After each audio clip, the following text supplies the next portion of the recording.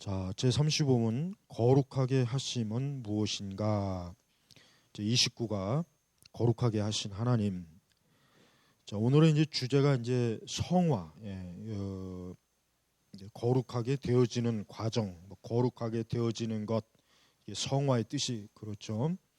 자, 거룩하게 하심은, 그러니까 성화는 하나님의 자유로운 은혜의 사육으로서 하나님의 형상을 따라 우리의 전인이 갱신되는 것이며 점점 더 죄에 대하여 죽고 의에 대하여 사는 것이다.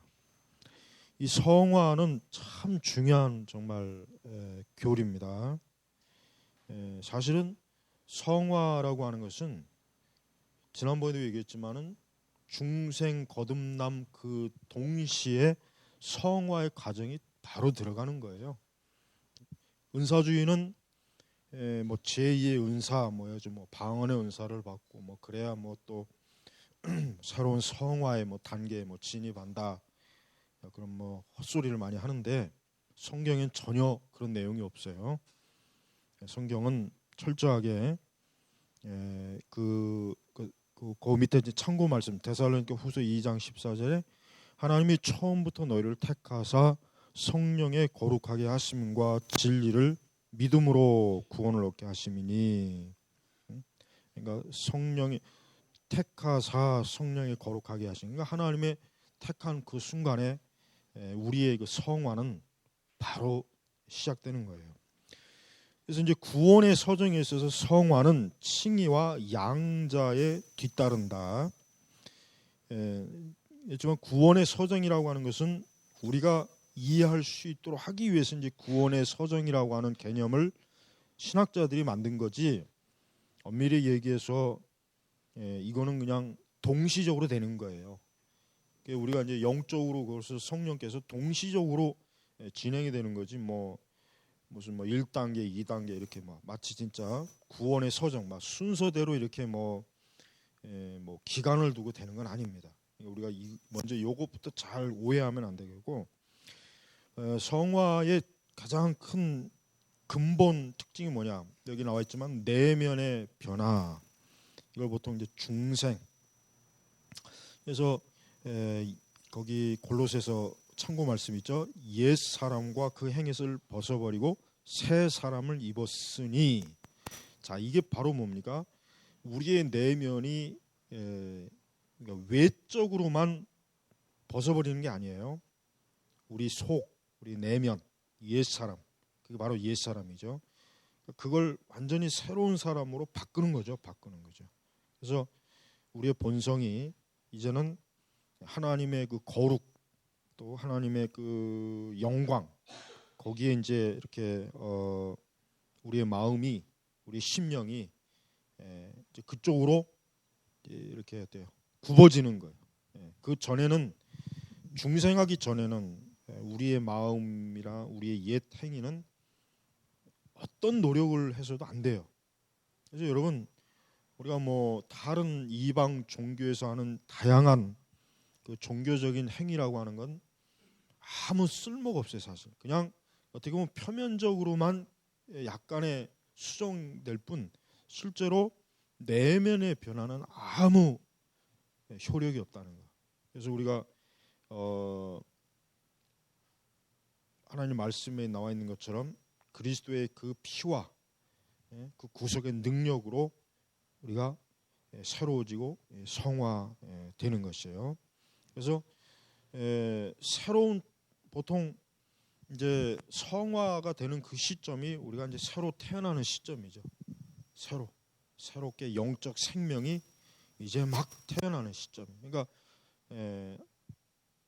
기독교적인 우리가 이제 일반적 비유로 들을 때 처음 그리스도인이 된 그 순간은 영적으로 아직 어때요? 성화가 이제 막 시작되는 단계이기 때문에 처음에 중생하고 거듭난 사람한테 성숙한 그리스도인을 기대하는 건 아주 잘못된 거예요. 그러니까 신앙생활을 정말 진짜 하기 시작한 지 얼마 안 된 사람한테 성숙한 신앙을 기대하는 건 굉장히 조심해야 돼요. 그러니까 그 사람이 아직은 이 성화에 이제 막 시작 출발 어린아이 그 시점이라는 걸 알아야 된단 말이에요. 그렇지 않고 마치 믿는 그 순간부터 뭐 완전히 무슨 뭐 대단한 그 성화된 사람으로 착각을 하게 되면 본인도 굉장히 절망하고 보는 사람도 역시 시험에 들어요. 잘못되는 거예요. 그래서 이 성화된다는 것은 이제 더 이상 죄의 세력 이것으로부터 순순히 이제 자기 자신을 넘겨주질 않아요. 철저하게 저항. 이제 더 이상 옛 사람에 더 이상 고분고분하지 않겠다 이거예요. 이제 단호하게 어때요? 그것과 맞서 싸우는 의지와 마음, 심령이 우리 안에 성령의 능력으로 생기는 거예요. 그다음에 성화는 점진적입니다. 아까 얘기했지만은 성화는 한순간에 마치 그냥 뭐 뻥튀기 하듯이 어제까지는 완전히 개같이 살던 사람이 오늘 예수 믿었다고 해서 완전히 무슨 그러니까 엄청난 대단한 뭐 천사 같은 사람이 될 거라는 기대를 하면 안 되죠. 점진적이에요. 자, 로마서 7장에 대한 해석을 우리가 이제 알아야 될 거는 로마서 7장이 과연 바울이 중생하기 이전이냐 이후냐를 가지고 학자들이 막 논쟁을 하지만 그거는 바울이 중생한 이후예요. 로마서 7장은 절대 중생하기 이전에라고 하면 안 돼요. 보라마 입을 가리고 이렇게 항상 중생하기 이전이라고 하면 안 됩니다. 물론 그렇게 가르친 학자가 있어요. 그래서 이제 8장으로 넘어가는 순간 바울이 비로소 중생했다. 굉장히 그럴듯하게 들리지만 로마서 7장의 그 모습이 뭐냐면 바울이 성화되는 내적인 싸움을 가지고 어때요? 영적 싸움을 해요. 자기 자아와 세상과 육신의 정욕과 그것과 힘써 싸우는 거예요. 로마서 7장을 그렇게 해석하는 게 가장 설득력 있고 정확해요. 그래서 이 책에서도 그렇게 지금 주장하잖아요. 바울도 자신이 죄를 범한다고 말하는가? 그렇다. 그는 원치 않는 것은 행하고 원하는 것은 행하지 않는다고 말한다. 그렇다면 바울은 이런 상황에 만족하고 있는가? 그렇지 않다. 바울은 자신이 비참하다고 말한다. 그러니까 자신의 죄성, 그러니까 자기가 분명히 예수님을 믿어서 중생을 거듭났는데 이제 그 죄성이 막 보이는 거예요. 그 죄성에 막 그냥 자기 자신이 전에는 그 죄성을 알지 못했던 사람이 오히려 거듭나고 중생하면서 자기 안에 죄의 세력을 보게 되는 거예요.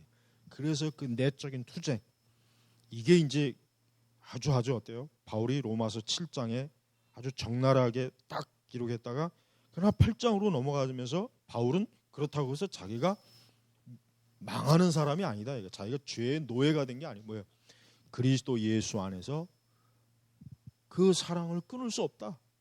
자기가 비록 여전히 이렇게 죄의 세력의 잔재가 있지만 그러나 자기는 그리스도께 매인 사람이다. 어느 누구도 그리스도의 사랑에서 나를 끊을 수 없다. 분리시킬 수 없다. 이게 바울이 크게 이제 감사, 환호, 감격의 그 외침이 8장으로 이렇게 넘어가는 거예요.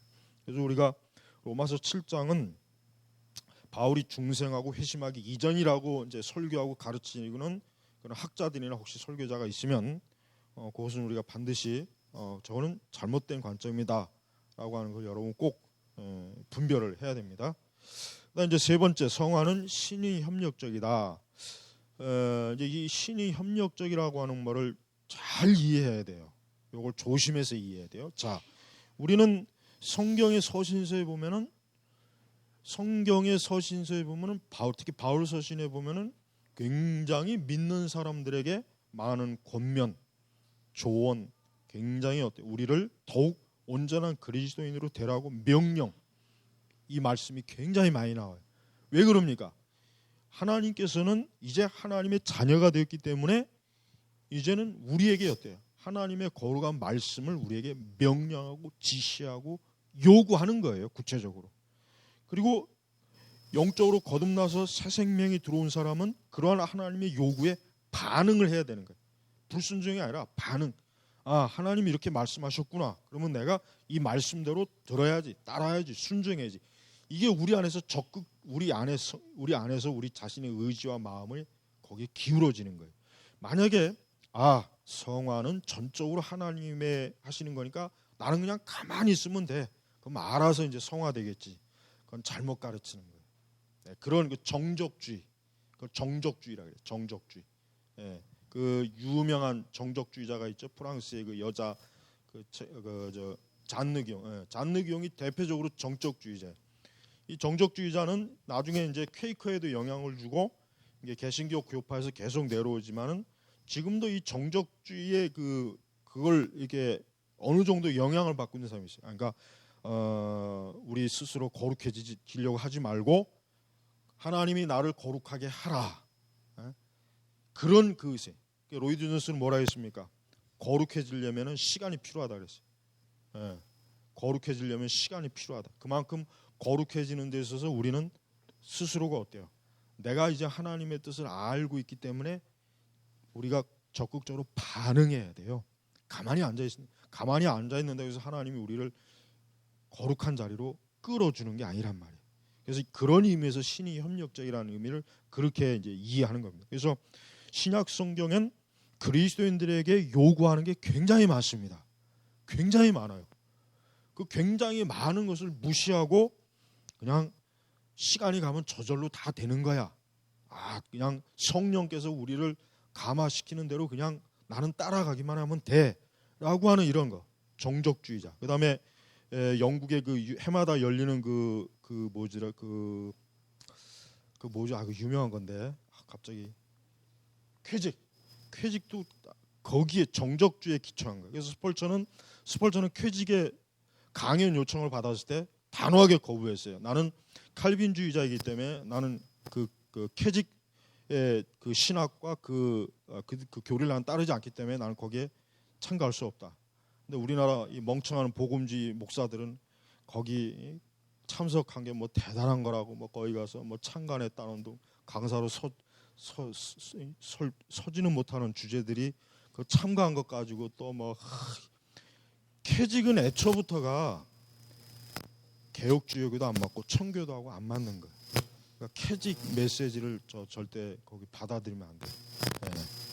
그래서 우리는 그런 정적주의와 또 쾌직의 그런 잘못된 그런 성화론을 단호하게 배웠게. 그러니까 진정한 그리스도인은 자기의 죄와 싸우면서 그러면서 한 발자국 뭐야 나아가는 사람이에요. 난 이제 죄와 싸울 필요 없어. 이제 예수님이 다 이루셨으니까 난 그냥 가만히 앉아서 있으면 돼. 이 사람들은 절대 영적인 열매를 맺지 못해요. 장성한 자가 못해. 이 사람들은 백날 있어봐야 늘 처음에 믿는 그 상태에서 더 나아지지 않아요. 그러니까 여러분 청교도의 신앙은 항상 그리스도의 전신갑주 그 윌리엄 커널의 책 읽어봐요. 얼마나 그냥 그리스도인의 전신갑주를 입으면서 군사로서 얼마나 피타지게 그냥 아주 영적으로 싸우는 그런 이미지 그런 내용들이 얼마나 많습니까? 자 이제 성화의 증거. 그럼 성화의 증거가 뭐냐? 증거. 그 뒤에 보면은 진정한 신자는 하나님이 요구하시는 높고 고귀한 일을 행하는 것을 기뻐하지만 불신자들은 싫어하는 거죠.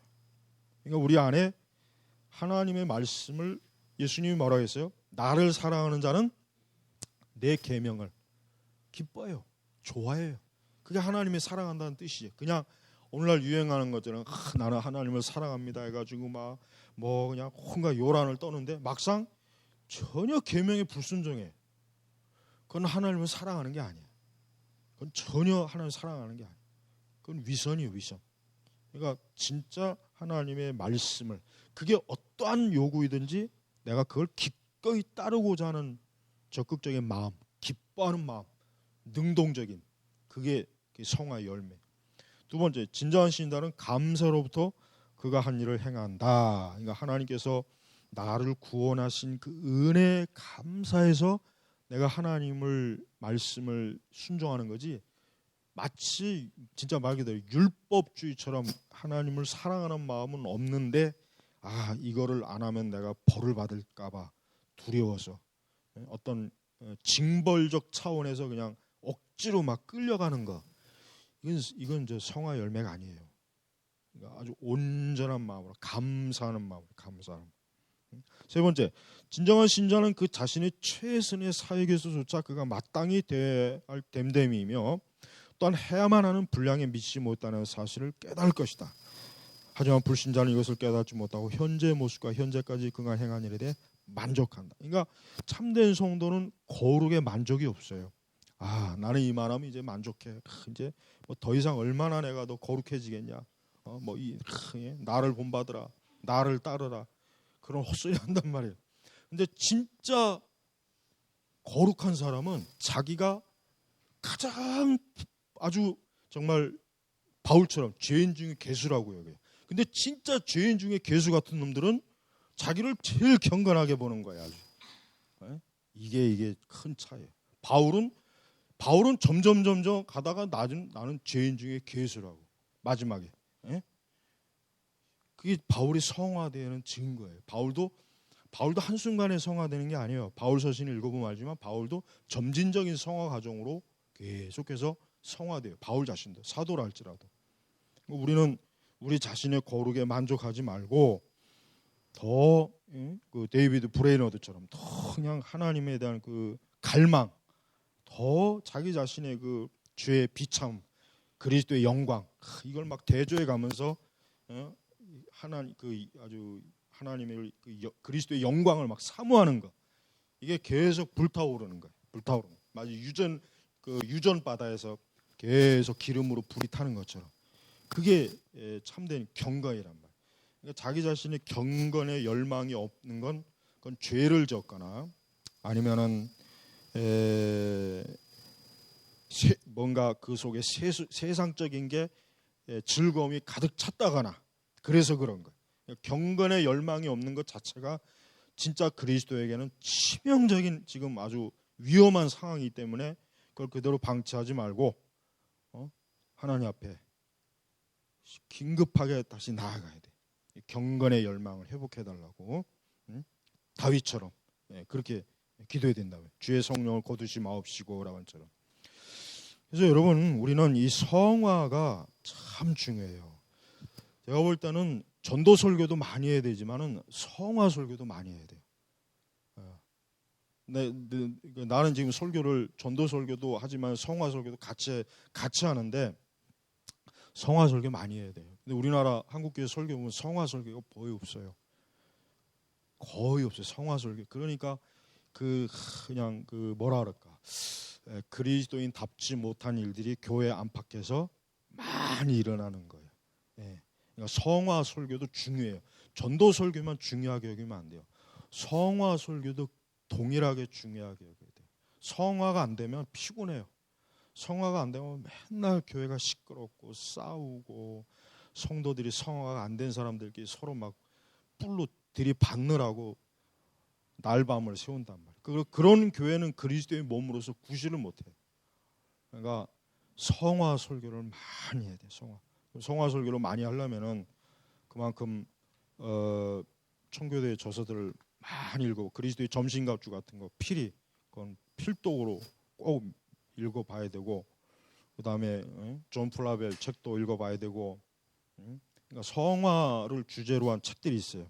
그런 책들을 많이 읽어봐야 돼. 그러니까 성화 설교를 잘하는 목사는 목회가 평안해요. 근데 성화 설교를 못하는 목사는 힘들어요. 왜? 맨날 성화가 안 되니까. 맨날 어떤 기본적인 교리 지식만 자꾸 투입하지 성화가 안 되는 상태면은 그건 신자로서 재구실을 못하는 거란 말이에요. 그러니까 개혁교회는 성화 설교도 잘해야 돼요. 내가 얘기지만 유사개혁주의자들은 성화 설교를 못해. 그 사람들은 성화 설교 자체에 초점을 안 둬요. 내가 볼 때는. 그러니까 성화도 중요하다는 거. 그러니까 성화에 대한 그 가르침이나 강조점이 없는 교훈은 그거는 김 빠진 맥주예요. 김 빠진 맥주보다는 콜라, 뜨거운 콜라, 맥 빠진 뜨거운 콜라를 마시는 기분이야. 얼마나 맛없어. 뜨거운 콜라. 중국에 가니까 콜라도 데워 먹더만. 참 이상하네. 그러니까 우리 여기 신학생도 있지만은 성화 설교 굉장히 중요해요. 성화에 대한 것들을 많이 예리하게 관찰해야 돼. 그래서 우리 안에 그 아직 성화되지 못한 여러 부분들이 많거든. 그런 부분들을 다 잠언 설교하는 이유도 이 성화 주제를 때문에 사실 하는 거니까 여러분 중요하게 여러분 스스로의 일단 성화가 제일 중요하고 남을 가르치기 이전에 내 자신의 성화가 제일 중요해요. 응? 자, 기도하겠습니다. 하나님 아버지 감사합니다. 이 성화의 열매가 이제 우리에게 가장 큰 관심사가 돼야 되고 우리 신앙에 참 많은 열매를 맺어야 될 부분인데 우리가 늘 그리스도의 기초에만 머물고 있다면 이 시간 이후로는 이제는 성화의 열매를 맺는 일에 저희가 진보할 수 있도록 열매를 맺도록 하나님 저희들을 도와주시옵소서. 감사하며 예수 그리스도의 이름으로 기도 올렸습니다. 아멘.